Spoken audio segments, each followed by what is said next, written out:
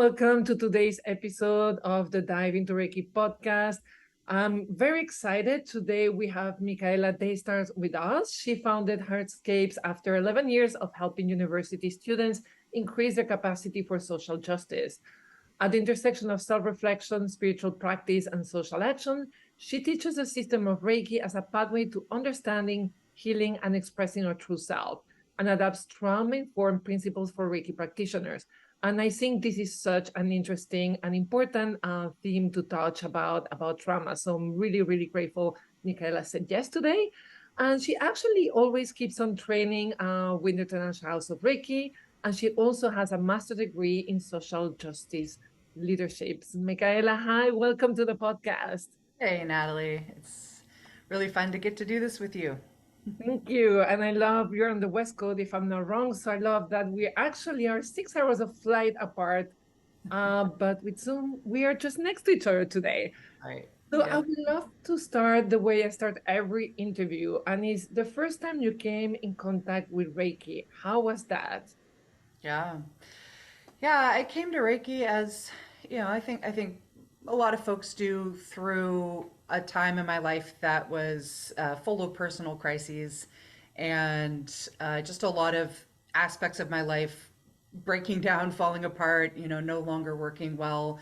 My marriage was ending and I was stepping into single parenthood and there were things going on in my job that were really challenging and causing me to start to see that I wasn't really well aligned with parts of what I was doing. And so it's just all of these parts of my life felt in transition, in change, and in certain ways in crisis. And, those kinds of moments where everything seems to be falling apart can become these opportunity moments, these possibility moments. If we kind of look at it with well, I don't know what else to do. And so I'm open, right? I'm open for suggestions from wherever they come. And so, with that mindset, a lot of different practices and teachers and support systems and groups did come my way and really built up a foundation of being able to navigate that time of transformation and transition and challenge in ways that ultimately caused me to feel stronger on the other side of it. And Reiki was one of those ways. I remember being in the office of a church that I volunteered at. I just heard somebody like in the back of the office say, yeah, I'm preparing to teach my Reiki class this week. And I had a friend who talked about doing Reiki, but I hadn't really dug into it much. But it was just one of those moments where like it just hooked my attention and was like, find out more about that. So I called her over and, hey, what is that? Also sign me up, just really a all in kind of moment. And so I studied with that teacher for about 4 years, moving through, the first three levels and then, a number of special topics classes and other supplementary things that she offered, practitioner circle.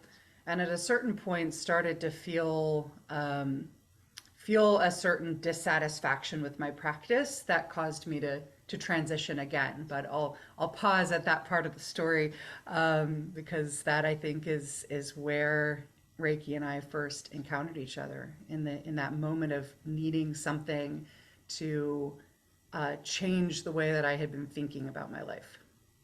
And thank you for being so open about that vulnerable moment. And there is one thing you said that I really love is there is a moment when things they break down because they don't work, that you're so open because there is no way to fixing it. And that's when transformation and that openness to receive help, which for women sometimes it's hard because we're used to give the help, right? But there is moment like life pushes like you need to learn to be open and receive support. So I think it's a beautiful, beautiful encounter, and thank you for sharing it. Yeah, yeah. Yeah, and that moment, it's really a choice point because we can also constrict around that Yeah. feeling of there's nothing to do, and we can dig in our heels with the ways that we've always tried to solve our problems, right? And we can close ourselves off from help. And yeah, I have that feeling of like I'm the helper, I'm not the one who gets help. And there's a lot of unhealthy structures in, American culture in particular, but Western culture that really encourages that sort of individualistic thinking, and like, if I'm going to succeed, it's going to be on my own strength. It's not going to be from surrender and receiving. It's going to be from persevering and pushing through. And there's times when that kind of energy of perseverance and pushing through is really valuable, and it's what's needed.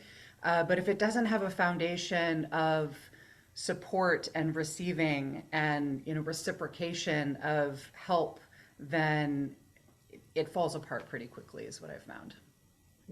Yeah, that is totally true, because I'm the kind of person who pushes over no matter what.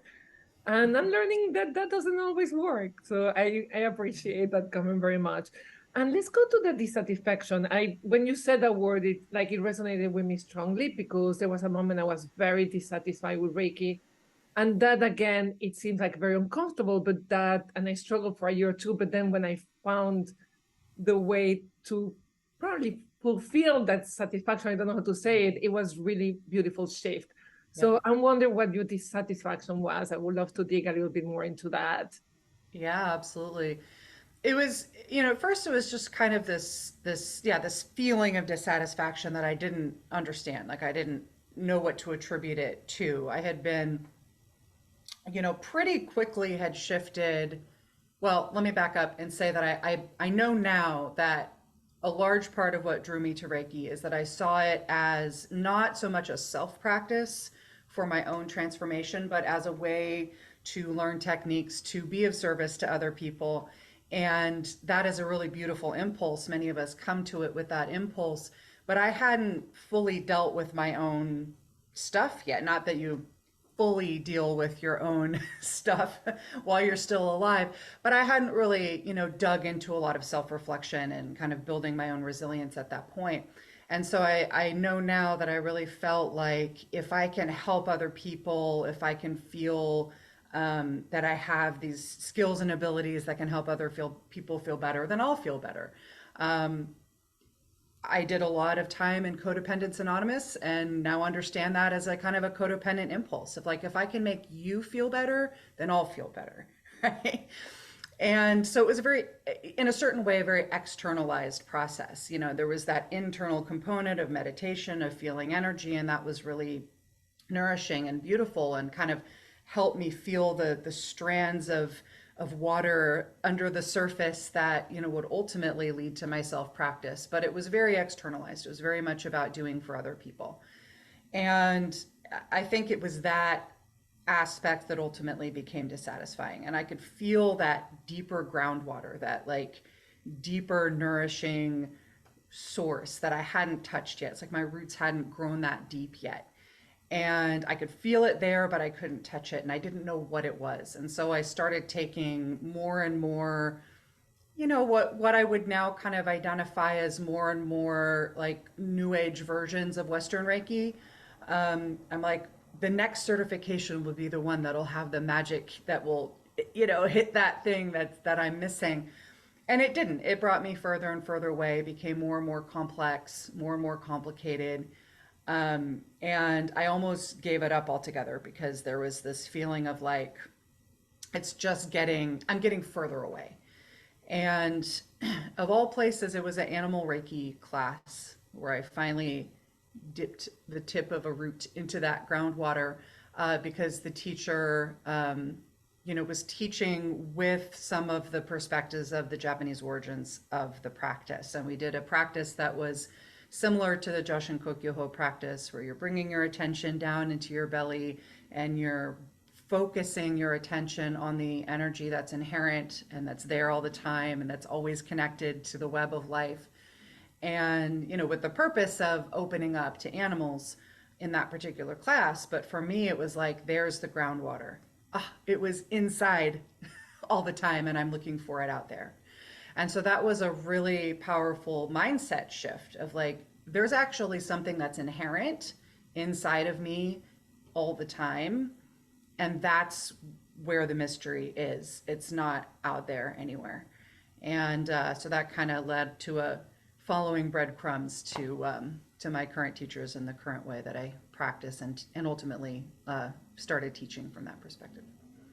I think you highlighted some very, very important things. And like you went through it and many of us go through them, but perhaps with less, like less awareness. Like, we do have this idea that we study Reiki to help others. And I had never put it together that is like the base of a codependent behavior, but a lot of us are like that. So I think it's important to question when we start our journeys, like, am I doing this for myself and others? Or am I just doing this to actually have another role for my codependent behavior, right? Exactly. I think that is very important. I also think a lot of people see it more as like, if I study Reiki, I won't anger and I won't worry. It's a way of also putting my feelings outside, as you said. And the Yeah. third thing, and it's funny because I interviewed Liad Horowitz, a Reiki master in Israel, and he had a little bit of similar to you. He said he was knocking on doors and knocking on doors to get the answer, but the answer was inside. And he got it when a Japanese priest threw him out of the temple. It's like, what are you doing here, right? And I think that was a very Japanese, very scholar experience, but your experience is more everyday life. We take further and further trainings, and what we need is actually that very just to bring it home, right? We do need some trainings, and it's always great to keep on like sitting with teachers who are more advanced and deepen our practice. But at the end, it starts with us. So I really appreciate also the way you make it so simple and approachable, but so clear at the same way. Well, and simplicity is such an important piece because I know that, I mean, I see it in myself and I see it in our culture and in other people that we're seeking complexity. We're seeking, if it's more, it's better, right? More is better, bigger is better. We seek out, more and more layers, more and more modalities, more and more structures, to help us do this thing. But ultimately, that's just putting more distance between our consciousness, our attention, and the truth, which is that we already have it. And so, the system of Reiki in its original form is very simple. It's very accessible. It's about clearing away all of that stuff that's distracting us. It's about, focusing our attention on the reality of our interconnection with life and beginning with ourself, right? It's right there in the foundation of the precepts: compassion to myself and then to others, flowing from that. Grappling with my own ability or inability to be compassionate with myself first, and then rippling outward. And I think a Western mind is a little skeptical of simplicity. If it's simple, it's not as good. And this practice, above anything else, has really shown me that often the opposite is true. That in something that is intentional and powerful and in its simplest form can take us to the deepest places because there's so much less distraction. Yeah. That is beautifully put. And actually, it's a replay into your life, right? Because it's not only Reiki, we complicate everything. So the more you simplify your practice in a way, you start simplifying your life too, and I think that is also very important. Like Reiki is not separate from your life. Right. So, and you have a background in social justice, which for me, like again, as a foreigner, I love the title because it reminds me as a kid of watching the Justice League. Yeah. But that's my mind as a foreigner. It sounds really big. Yeah. So, Yeah. how has that background informed your practice as well? Because obviously there is a lot of healing and help and support in that background that can inform your Yeah. practice in a different way than mine, for example. Yeah. Yeah, I mean, first of all, I'm a big like comic book nerd. Like, yeah, I think about things in terms of like the Oh my Justice God, I'm League. not the only one. Like I often use metaphors from Avengers movies in my teaching. So definitely an appropriate metaphor. But yeah, I worked in that explicitly worked in the realm of social justice for quite a long time, about 15 years in various capacities, and was also raised kind of with a perspective of looking beyond our particular personal experience, into the lives of other folks who are different from us, and just kind of had that ethic most of my life. And so, but I ran into a similar challenge inside of my work in universities training students around social justice leadership that I did in Reiki, and is that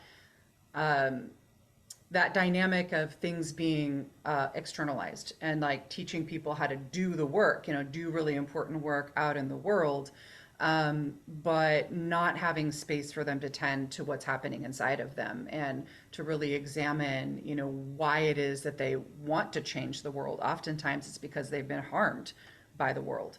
And so they're walking around with hurt and with harm that hasn't been addressed. And then they're kind of pushing that hurt out into their work as they try to change the world for the better. And that's an extremely exhausting and taxing way to live. And it can kind of duplicate these patterns of harm even in the work that we're trying to do. And so, while I always knew that I wanted to continue to support people who are doing important work on these, wide ranges of issues that impact people's lives, I felt like my skill set was more in helping people to do that internal work and clearing away that hurt so they could come to their work from a different perspective, from maybe a more, possibility perspective. And, that was that kind of career crisis that was up during that time when I first found Reiki. And definitely had that, oh, I can use Reiki to help people to be better so they can do their work better, right? Like that's where Yeah. they're connected. And over time, what's evolved is really more of that, let's really walk that internal path. And whether you are making change in the world through your family, through your parenting, through your community, through your work, however that is, we are all impacting the world. And so if we can walk through the world unattached to our anger and our fear and rooted in our gratitude and true to ourselves and compassionate with ourselves and other people, then that will change the world, right? More of us walking through the world as an embodiment of the precepts. And so it's a really satisfying place to be where, we're really working with the internal work, but then we're holding the values of a space that says we need to pay attention to things like cultural appropriation. I'm a white woman doing a Japanese art in America.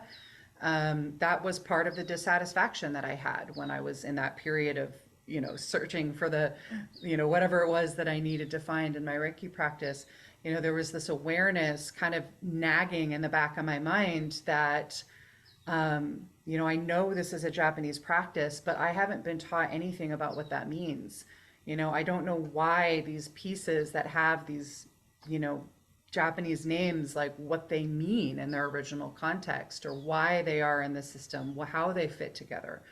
What was the actual history? Because the history that I learned didn't feel right. It didn't feel like it was true, to be honest. And so I spent 4 years practicing Reiki with this nagging feeling of like, I'm not really in integrity with my values here because I'm just accepting this Western form without digging into where did this come from. And that didn't feel right.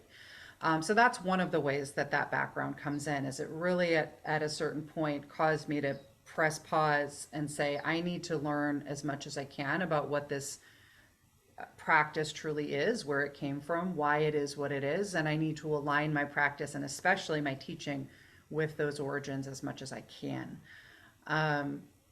It also means bringing into my work and my teaching and the way that I talk about Reiki, with an understanding of things like cultural appropriation, like spiritual bypassing, like trauma-informed care. And these are words that have kind of become buzzwords. They're kind of, thrown around in a lot of different contexts. And so it's valuable to really come back to, okay, what do these terms actually mean? How do they operate in our daily life? And is it important to pay attention to them in our Reiki practice? And if so, how can we do that? I think that is really important. And we're going to go item by item because those three words are important. And I think one that is very important is spiritual bypassing. So often we study Reiki, so we think like life will be always good, right? Like everything. And as you say, we externalize those sentiments. How do we know as a Reiki practitioner it was like being spiritual bypassing, or we are just actually having a good week? So if you can give us a couple, because sometimes we do have a couple of good weeks where nothing bad happens, and we should enjoy them, right? Yeah. What would be like some of the, like, how will I know I'm spiritual bypassing and I'm not going into self-reflection with Reiki? Yeah, it's a really good question. And starting with what do we mean by spiritual bypassing? Because again, that's kind of one of those buzzwords that gets tossed around. Like, what does it actually mean? So, if we look at bypassing, right, what does it mean to bypass something? It means to go around it, right? So if you have a main road and maybe it's got an accident on it, so that road's been closed, and so they're going to bypass traffic around that road to, head off in a different direction.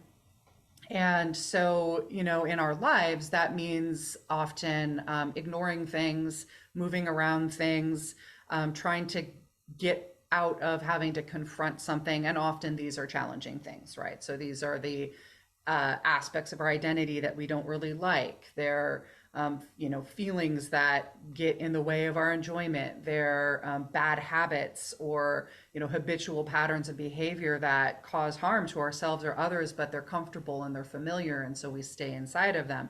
We don't want to look at them, and so and that can be applied to ourselves. It can be applied to other people, right? So we can say to other people, oh, don't talk to me about those bad things happening in your life. You're just going to attract more badness. Only talk about good things.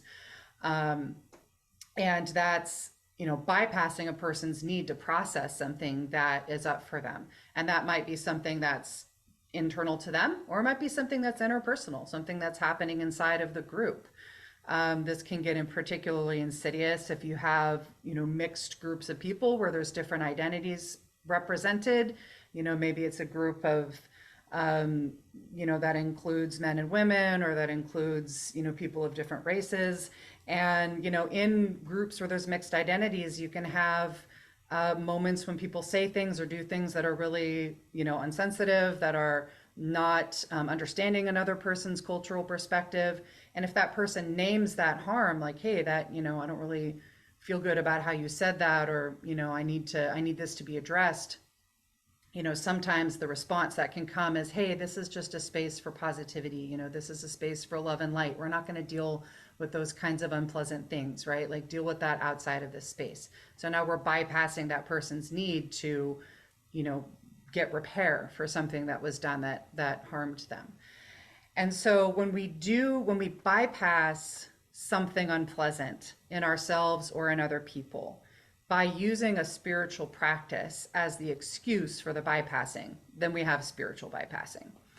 And so I think, part of the example that you gave is, do we approach Reiki thinking that if we have this spiritual practice or this healing practice, people differ on whether or not they relate to it as a spiritual practice. But let's say this healing practice, then, I won't be sick. I'll feel good. I'll it'll always be good. And that's not what this practice promises us.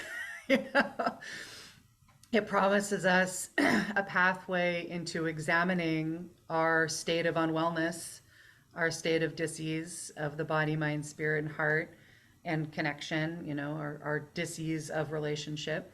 It gives us a pathway to examine that in a really clear and simple and accessible and deep way, and to confront those things that are challenging. It gives us a structure to bring those challenging aspects of ourself, into and to be with it, rather than turning away from it or ignoring it or stuffing it down right in our gut, in our bellies, giving ourselves, gut problems. It gives us this container to bioremediate those things, to transform them from toxins into something that's valuable for us. But it takes engagement, right? It takes working with those things, being self-reflective, being honest about how we're coming to something, being honest about our behavior. How can we change and be, shift into a state where we're mostly well and we're mostly feeling whole if we don't confront the ways that we've been not well and not whole, right? With regard to our own self and with regard to our relationships with other people.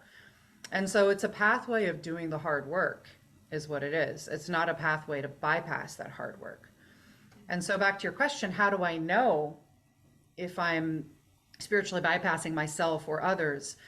There's some questions we can ask ourselves, right? When challenging feelings or situations come up, how do I approach them? right? Do I turn away from them? Do I ignore them? Do I stuff them? Do I get really angry at myself about that? God, I already dealt with this thing. This is supposed to be done with already. Instead of like, oh, here's this thing coming into my life again to continue healing it at a deeper level, right? How do we respond when things are going wrong with ourselves or with other people?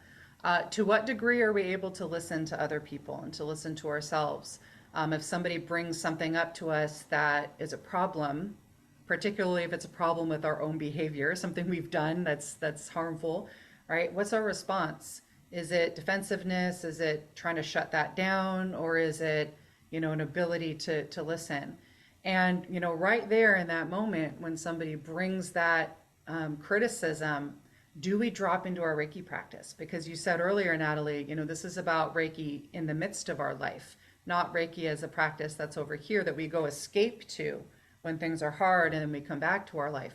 But we need it right there in the midst of our life. And if we're confronted with something that we've done that is harming somebody or that's a problematic behavior, and if we pause and we drop our attention to our belly for a few breaths and get that sense of, okay, my feet are stable on the ground.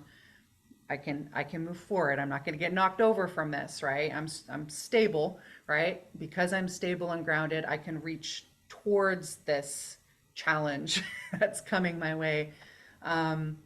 Oh, there's fear there. Okay, I know how to address that with a few breaths. Oh, there's anger there. I know how to address that with a few breaths.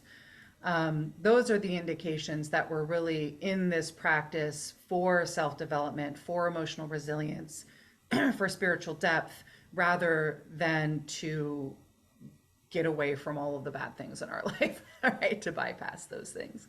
Which is never gonna happen. So yeah, like either you stick to the practice or like a lot of people drop it. I will stick to it.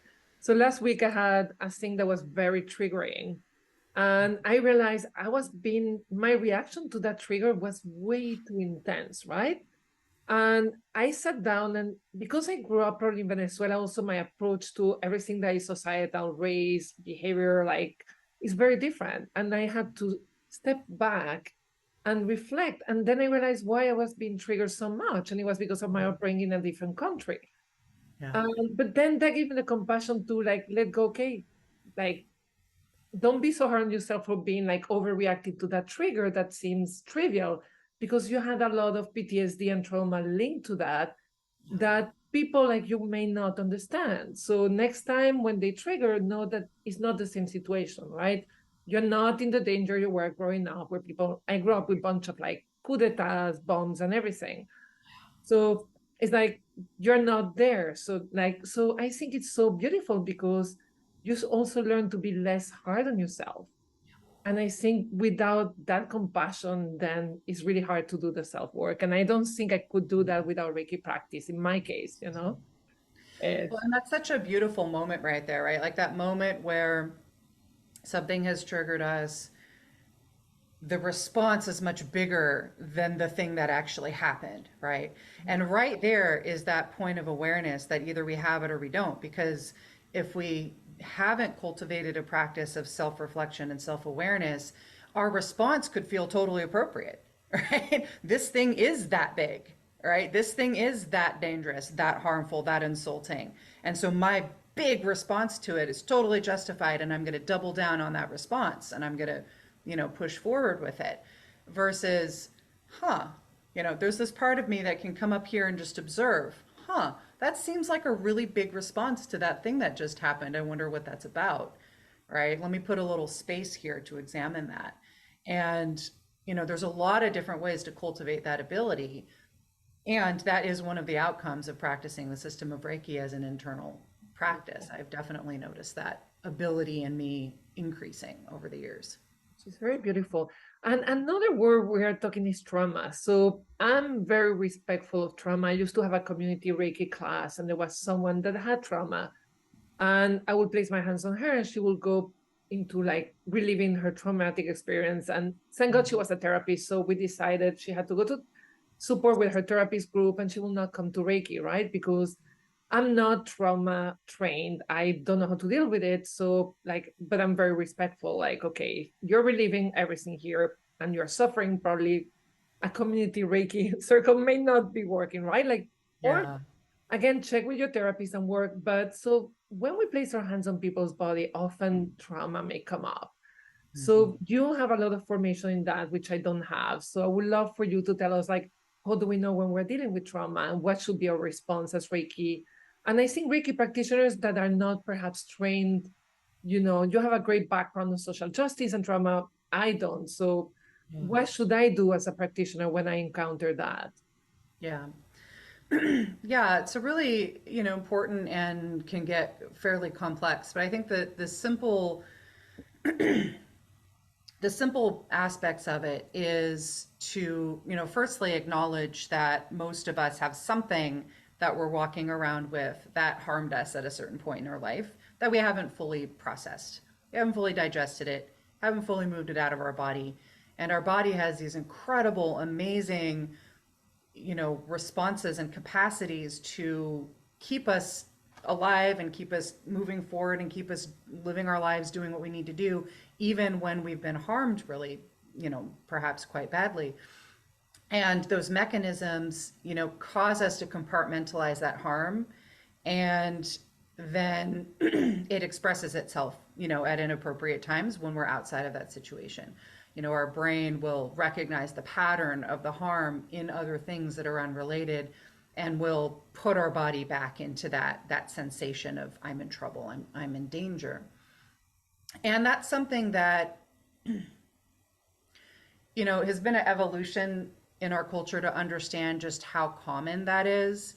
It's not necessarily something that only happens when something very big and dramatic has happened. It can be, much more small and subtle.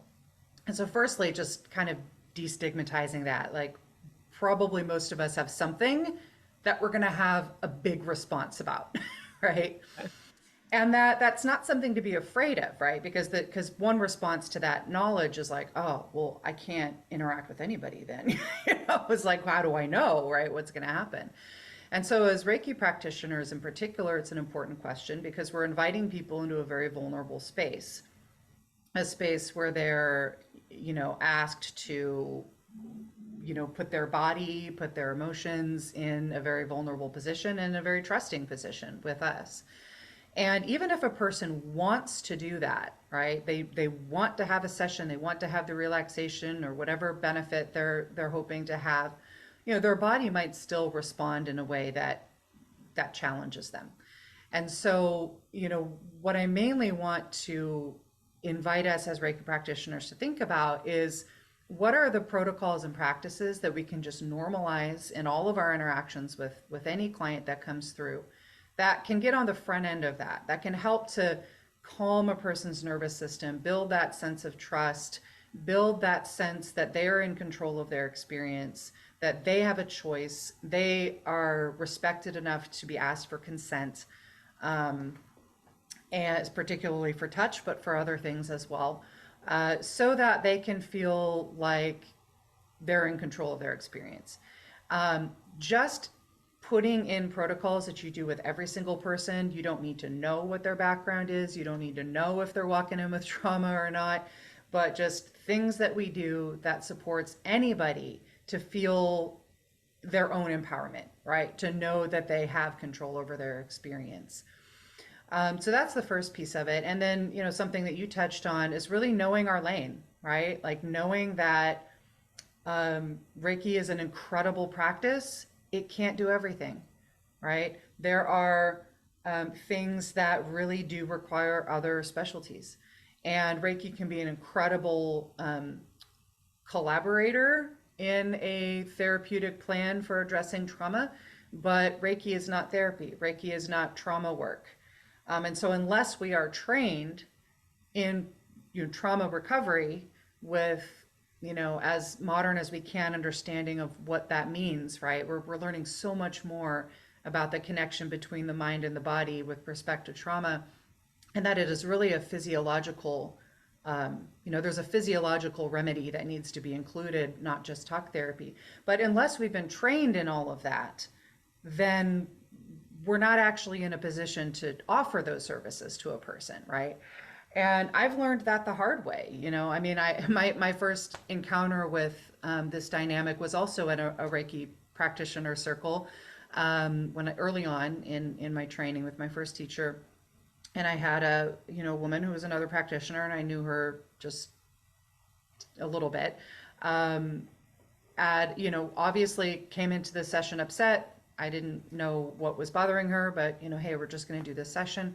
And at a certain point, I kind of put my hands here with a little bit of pressure, and she just bolted off the table, like yelling. Like clearly, like this Like, was a threatening gesture, right? And I had no idea, like no context for for why that would be, right? It was years before I was like, oh, she was already activated about something, and I put pressure on her throat, like right at the base of her throat. Like, why did I do that? Like, why did I think that was a beneficial thing to do, right? Because my teacher had taught me a certain thing to do here, right? And so, yeah, so it's kind of from that perspective of like, we don't want to shut ourselves down by being afraid of something like that happening, right? We do want to be aware that it can happen, and we want to put things into place on the front end that minimize the possibility of that happening. And then maybe we do want to know a few strategies for supporting somebody if they are in that state, right? How can we kind of help their nervous system come back down from that trigger? That's not the same thing as treating trauma, though. And, I've had people say, like, can you do Reiki with me to heal like childhood sexual trauma? No. You need other help. And then I am happy to come alongside that, right? But if doing a Reiki session is your first venture into addressing that, then we're both in a precarious place. Yeah. I really appreciate you saying that. I remember once I got a client and he didn't show up for session and he's calling me and he says, you have to help me because I want to kill myself. Wow. And I was on the phone. I'm like, I'm not a therapist. So I just talk him through, take a few breaths, and then like, do you have support group? Do you have an AA group? Because he wanted to kill himself because he had like fallen off the wagon. And he was just talking and actually taking him through a Joshin Kokyoho so he could breathe, Yeah. but then to take him system down and then direct him to therapists or anything. And with a Exactly. clear saying, like, I really can help you. I can be here with you. I can hold the space for a while. Let's talk, but we need to know. And probably when I started Reiki, I would have said like, yeah, sure, come here and place my hands on you, right? Because that's almost the training I got. Is like Reiki can do everything, and it can support every healing method. But there are some things where I'm a writer in my real life, like in my other life, right? And there is no Mhm. way I can deal with those things. Yeah. So I think as you deepen your practice, you also I think I was afraid of saying Reiki cannot do everything because then it wasn't that powerful practice I wanted it to be, that magical practice. Yeah. So it takes time of practicing to go to a place. It's like, it's okay, it doesn't do everything. It supports everything, right? It empowers everything. Yeah. I don't need to be that, again, going back to the superhero. I don't know why today we're like, maybe you're connected to the comic. I don't need to be Superman or Superwoman, right? And touch Yeah. things and fix them. But I can support every process with respect and love. And I think that is even more powerful in the long run. Yeah. I love that statement you just made. It can't do everything, it supports everything, Yeah. right? It becomes that foundation on which we do whatever the thing is that we need to do. And, one of the amazing things is that the most powerful aspects of the system of Reiki for somebody who's in a panic attack or who's in, a heightened state of fear or whose nervous system is dysregulated, the most powerful practices often are the ones that help them bring their attention back to their experience rather than the hands-on aspect, because they need to get back in control of their own self, right? Their own system. And so, yeah, having him do some Joshin Kokyoho or, just even feeling his body on the ground, working with his senses to just kind of get the system regulated to the point that then he can go get appropriate help for what's happening is really powerful. And that's one of those things that not just Reiki practitioners, but like all of us should understand that. Like as humans, right? We know these things now. Like we understand them so well. to a certain degree, that any of us should have that understanding that, like, when somebody is in their fear place and they're not really in their full body, their full capacity, right? They need to come home to themselves. And there's simple ways that we can bring them there, but they have to find their way there. We can't do it to them, right? Um, and so that it's really empowering to kind of have that knowledge that there are things I can do if a person gets dysregulated in my space when I'm doing a session, and it's not my job to do trauma work with them unless it is in fact right, like, Yeah. unless you in fact have that training. Most of us don't, right? Most of Yeah. us have our own experiences and maybe some encounter with it. And so when I teach people trauma-informed Reiki, so I have a class that I offer quarterly for practitioners who want to build these practices and protocols for um, being trauma-informed in their practice. It's not about teaching them how to treat trauma at all, right? It's about creating a container where it's less likely that trauma will be triggered, and that it's more likely a person will feel empowered and supported if difficult things come up, which we know that they do, right? They And will happen. The more you practice, if you practice for a few years, everything can happen. yeah.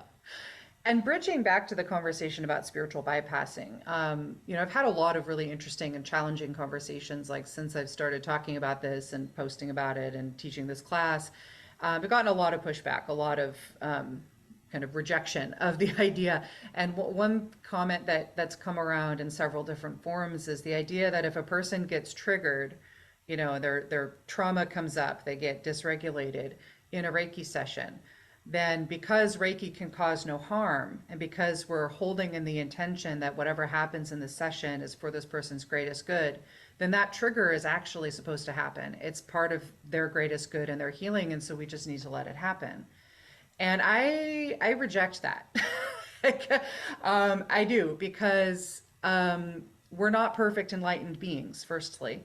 And so I cannot guarantee that I can operate a Reiki session with absolute perfect spiritual clarity that everything that happens in this space is always for the best, right? I don't make that claim. Um, there are always things we can overlook, mistakes we can make, like thinking that we have a really sweet little, hand placement at a person's high chest and they feel like I'm trying to strangle them, right? Like that was a technique that I was taught by my teacher and was told it was fine to just use in any instance, and it was not, right? That was a mistake that my teacher made, a mistake that I made. Those things can happen all of the time. And so it is a form of spiritual bypassing to say, if you set your intention that everything is for the highest good, and we know that Reiki energy can cause no harm, then anything that happens in this session is for the highest good. Because we have to distinguish Reiki as a phenomenon, Reiki as an energy, as a life force can cause no harm. But Reiki as a system of practice that people do to other people can always has the potential for something to go wrong, for a mistake to be made, for us to just, not even a mistake, but just to not know all the information about the person. Yeah. Right? Who knows, like, what is going to set a person off, right? I've had Reiki practitioners bring in scented oil and not ask permission, and all of a sudden I'm smelling like cedar. That's fine for me. I love cedar. But what if somebody had experienced a violent encounter with somebody who had cologne that was cedar scented, right? And now all of a sudden they're lying on a table, vulnerable, eyes closed, and they're smelling that again, right? Oh, And so these are things that we can pay more attention to, and we can just get in the habit of creating our spaces in a way that minimize those types of mistakes. yeah. It's I love what you're saying, because again, at the beginning I will put, like, I always ask, because people are very allergic to scents, Right. beyond the trauma. So I think at the beginning, when I created my space, it was my space so I could be in the space to offer Reiki, right? And as I practice, I started, like, again, people will sneeze. So I started changing. And for me, when someone comes into the Reiki, like, this is your time, your healing process. music, no music, scent, no scent. I don't use any more scent. I don't even put perfume anymore on because a lot of people don't like scents. But light, no light, like you choose. And I also give them the option of like, if anything feels too intense to move through it, let me know. You can stop the session at any time. So that's one thing I'm doing now. And it's never happened. No one has ever stopped the session. But I think for me, it was important to let them know they're not there for an hour. And if it's really too much, Yep. shouldn't go through that. It's so that for me was very important. I think it's what you said is very important. Like they need to feel empowered to be in control of their own healing. Right. And And that's good for all of us, right? Like what like so you just named another reason to give those kinds of like people have various health concerns, right? My mother is incredibly sensitive to scents of all types. She would absolutely not be able to have scented anything for health reasons, right? Not trauma reasons. Um, there's people who have who are stimulated by their senses in ways that are uncomfortable. There's no reason why they shouldn't be given the option, right? And that's just good for all of us, right? I mean, all of us are going to have a stronger healing experience if we feel like this is about our sets of agency and empowerment rather than somebody doing something to us. And, it's very easy for us to fall into what we know, which is kind of a medical model that says, or not even medical, but a system of experts and clients where the expert is in charge because they're the expert and they have all of the information, and so I'm going to submit myself to the expert. And many of us have had experiences in medical settings and legal settings, in all kinds of settings where even though, yes, we do need the expertise of this person, we end up feeling disempowered, humiliated, disrespected because of the way that person conducted the space and because of the assumption that I'm supposed to defer to you as the expert, as opposed to a more collaborative perspective that you are an expert on certain things, law, medicine, Reiki, practices for relaxation. I am an expert on myself. I'm an expert on my own experience. I'm an expert on what happened to me earlier today or earlier in my life or how I'm feeling right now or where I have pain. That's what I'm an expert about. And that's two experts coming together for a shared goal, right? And so it can take a lot of effort to break that habit, right? And so, you just named three really beautiful trauma-informed practices, giving eliminating things that you know to be a problem. Scent, often a problem, just doesn't even need to be here. Giving people choices about all of those different ways of stimulation, music, light, all of those things. And then informing them repeatedly, more than once, that they can change position, they can speak, they can share things, they can stop, they can walk out of here at any time. And we do need to say that multiple times and demonstrate it multiple times because it is so habitual yeah, to just defer to the person who's supposed to be the expert in the room. And it can be really hard when you're in that moment in the middle of a session and you know you need to make a change. And it's that feeling of, oh, I'm going to interrupt, I'm going to be a bother, I'm going to be a pain, I don't want to be seen as difficult, I'm just going to hunker down and get through it. I'm just going to suffer through it. When that's the opposite of what any of us want inside of a Reiki session.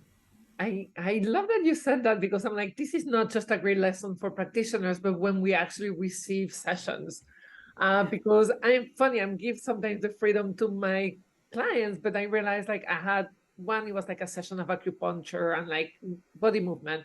And I was really uncomfortable. And the only thing I was thinking, let it this be over and then I'm never coming back versus expressing. So it's funny. I'm like, okay, I have a little bit of work to do when I actually receive Totally. that I'm giving all this freedom, but I'm not giving it to myself. So thank you Exactly. for sharing that. And I'm not gonna dig more into that because that's your program and that's what you train for, and I'll put the link for everyone interested. So I don't want to divulge all your No. training here. I think those tips are just, they're like the base and they're wonderful contributions. Yeah. I do want to say, like, if there is one thing that we Reiki practitioners tend to do, especially the first 2, 3 years, that we should not do, like one big, like, no, what will that be? Mhm. And perhaps based on your own experience beyond the throat thing. I think you already shared the throat thing. Yeah, So, yeah. Um, yeah, I mean, in the general, right? Like what should we not do or what should we do in the general as Reiki practitioners? I would say um, to avoid regarding this practice as an external practice, right? And so back to that first conversation we had, that this is a practice of self-development first and foremost. Our shared teacher Franz often says all Reiki is self-Reiki, yeah. right? Like we practice Reiki with ourselves only, which is a paradox because then we work with other people, right? But the benefit to those people comes out of our own practice, and there's lots of different ways to think about that we won't go into, but just kind of putting that out there that all Reiki is self Reiki. This is a practice of self development, and we need to begin there, and we need to hold that as the center of our practice and know that the benefit that we provide to other people is because we're doing the work for and with ourselves on a consistent basis. In terms of the trauma-informed perspective, it still also starts there, right? Because when we're self-reflective and we regard this as a self-development practice, we're going to notice these challenges as they come up. We're going to be less attached to doing things our way inside of a session. On the one hand, we create these beautiful spaces that feel good to us, right? Which is one of the benefits of doing this work. We get to create a sacred space that feels beautiful to us. But are we holding on so closely and attached so much to how we've created our space that we don't allow other people's needs to dictate some of what happens there? And so I think the answer to both sides is really be in your self practice and allow that to be a space of opening up and releasing our attachment to being needing to be in control of other people and allow that to be, first and foremost, a space of self exploration. Nice. It's funny you're talking, and the difference that came into my mind is being centered versus being in control, right? Like how to learn to be centered in your true self, centered in your hara, and not lose the center versus trying to control all the external circumstances so that we don't lose the center. Which, again, probably like when you talk, there is a lot that comes up also from my own work, right? But that for me has been like the last years. It's like, how do I stop trying to control everything? But I remain centered no matter what. And I think that's a beautiful gift of Reiki through the years. But again, this is a practice that when you start, it's okay to go through these phases because that's the way. It's almost like, the road towards that deep knowing. We need to go through a little bit of bypassing, through a little bit of mistakes, and we should embrace them as like, oh, that's the way I learn, right? It's not like if I practice every day for an hour, I won't make mistakes. Like we only realize what we're doing when we go deeper. So I also invite people to embrace their journey and not to be too hard on themselves, right? We all went through all of that.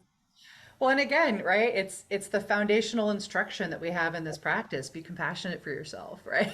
Like, So hard. however, I've made so many mistakes, and it's like if I couldn't be compassionate for myself, I wouldn't be doing it still, right? Yeah. Because we absolutely need to understand that all of those experiences, while some of them may be regrettable and we may wish that we had done it different and whatever, if we can be reflective on them and we can use those as a locus for more empowerment to change, right? Because like what is empowerment if not the ability to change and to transform rather than staying the same all the time?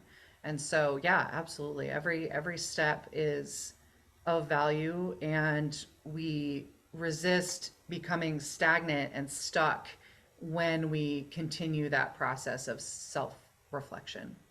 Okay, I gonna end this interview with that wonderful sentence you said. What is empowerment? The power to change. I think that is. I'm not adding anything to that. That's pure perfection. So Thank you. I wanted to share the drawing I did for you, and it was very interesting because we're talking, and we had that pre-interview. We're talking about trauma, And then the week I was doing the drawing, there was also a quote about the darkness and how the darkness actually forms the light in a way. So the Mhm. drawing is a circle, and for me, Reiki is always tied. And this woman, there is fear, grief, worry, all those things that we see as darkness, but they're actually feeding the light.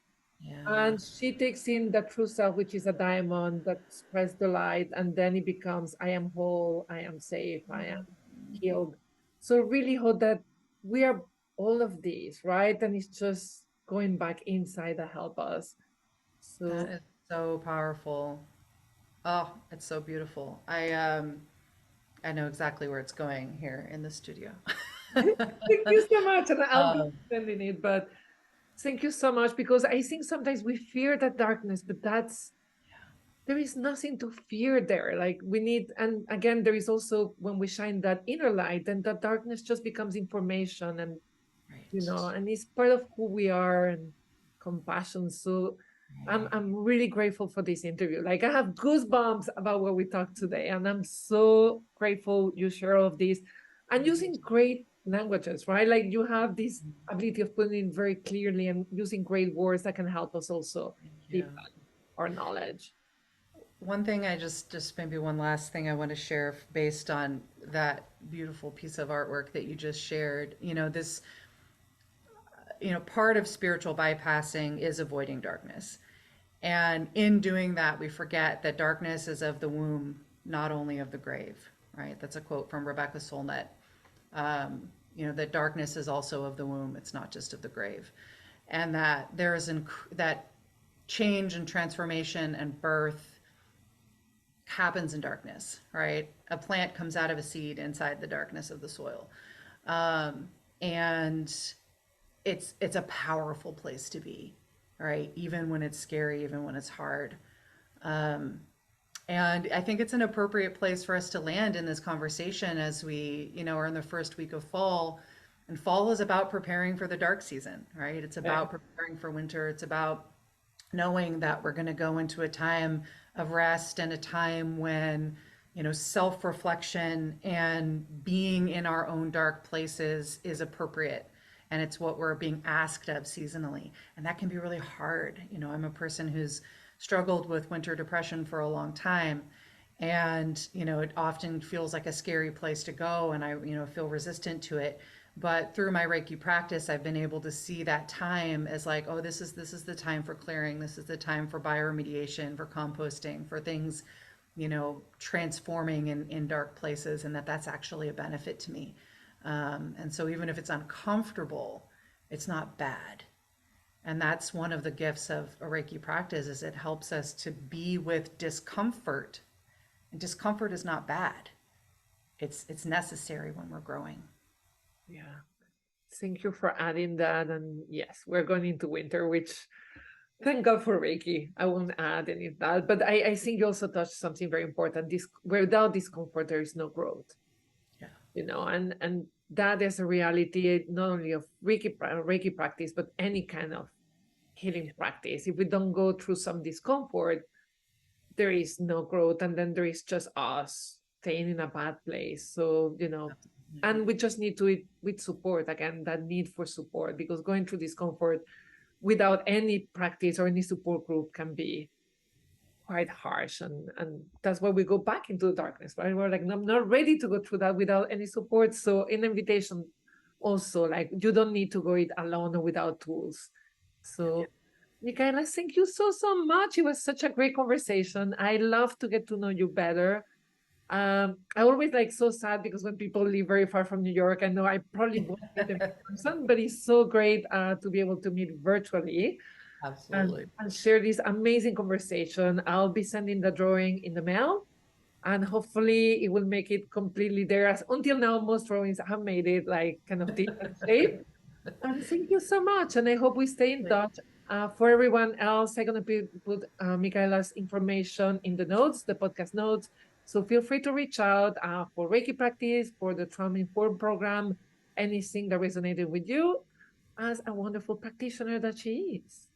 Thank you so much. And the next class is starting in mid-October. So That now is the time if you want to jump in and have these conversations. I look forward to it. Thank you. Thanks so much, Natalie. Thank you.